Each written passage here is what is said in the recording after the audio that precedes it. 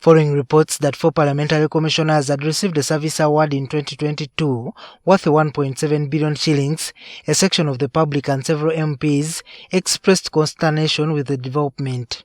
Former leader of opposition Mathias Mpuuga is said to have received 500 million shillings, while his NRM counterparts Solomon Sulwanyi, Esther Foyochan and Prosembabaza Kampulira each received 400 million shillings as a service award. Today, a section of MPs say they have embarked on the process of collecting signatures with a view to removing the offending commissioners due to misconduct, which violates the dignity of members of parliament. The MPs leading the censure bid include Theodore Ssekikubo of Lwemiyaga County, Sarah Opendi, Alion Odria, all of whom are NRM leaning.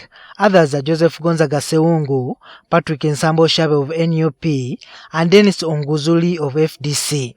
Affronts the dignity of Parliament, it denigrated public trust and confidence in the institution of Parliament, and has brought the House and its members into serious disrepute, thereby breaching the Code of Conduct of Members of Parliament as enumerated in the provisions of Parliament. It is the highest institution in this country.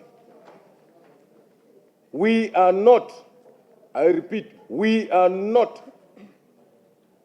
going to promote acts of corruption in this parliament of yours. This matter is bipartisan.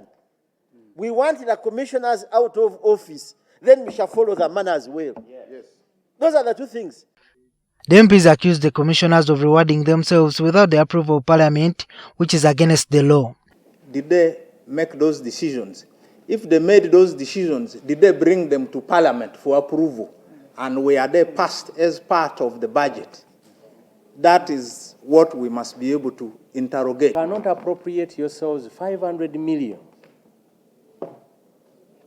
You cannot appropriate yourself 23 million every month for your own benefit. And you do not do nothing about the people you're supposed to represent. As members of Parliament, we all took an oath to protect and defend the Constitution, but also, most importantly, to ensure that whatever we do is in the best interest of the public. The MPs taking the lead in the removal of commissioners say they are looking for 177 signatures, which will be enough to censure the 4 backbench commissioners.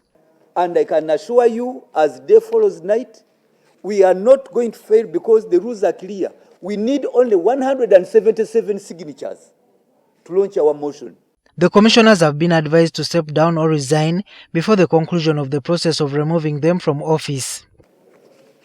We advise them to resign up to today. They have refused to step aside. We are now taking action to impeach them.